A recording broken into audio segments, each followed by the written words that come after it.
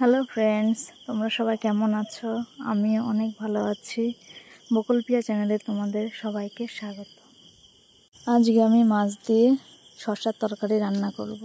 অনেকে হয়তো ভাবছো যে শসার তরকারি রান্না করা যায় নাকি, এটা কেমন খাবার। হ্যাঁ, আমিও প্রথমে ভেবেছিলাম যখন আমি বিয়ে করে আসি এই বাড়ি, আমি কোনোদিনও শুনিনি এরকম যে শসা দিয়ে মাছের খাওয়া যায় এরকম ব্যাপার। আমার শাশুড়ি মা আমাকে রান্না করে খাইয়েছিল, খেয়ে ভালোই লেগেছিল, খারাপ লাগেনি। তাই তোমাদের সাথে শেয়ার করছি আমার এই রেসিপিটা।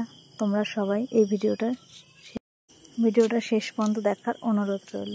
আর হ্যাঁ বন্ধুরা, অনেক কষ্ট করে ভিডিও বানাই, তোমাদের জানি না কার কার ভালো লাগে, কিন্তু ভিডিওতে যদি লাইক কমেন্ট শেয়ার পাই অবশ্যই অনেক ভালো লাগে। তো তোমাদের সাপোর্টের খুব দরকার বন্ধুরা, তোমরা সবাই সাপোর্ট করো। এই শসাটাকে ভালো করে কষাতে হবে, লাউর মতো করে। যত কষাবে ততটা বেটার হবে। তোমরা সবাই বাড়িতে ট্রাই করতে পারো এই রেসিপিটা। আমার সবজি কষানো প্রায় হয়ে এসছে, আমি জল দিয়ে দেব। জল দিয়ে কিছুক্ষণ ঢেকে দেব। ঢেকে দিয়ে দেখব সবজিগুলো গলেছে কিনা। গললে মাছগুলো দিয়ে দেব। মাছগুলো দিয়ে একটু জাল হয়ে আমি ফোড়নের জন্য রেডি করব। ফোড়নে কিছুই দেব না, শুধু রাঁধুনি ফোড়ন দেব। আমার কড়াই রেডি, কড়াইতে তেল গরম হয়ে এসছে, আর আমি এখন রাঁধুনি দিয়ে দেব। রাঁধুনি দিয়ে তরকারিটা ঢেলে দেব।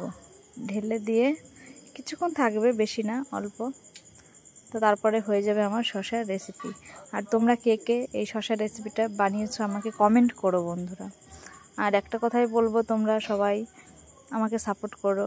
আর আমাকে যদি কেউ সাবস্ক্রাইবার করো, আমি তাদের সাবস্ক্রাইবার ব্যাক করব, আমাকে একটা কমেন্ট করো। টাটা। এই দেখো আমার শসা হয়ে গেছে, তোমরা ট্রাই করো। ভালো থেকো, টাটা।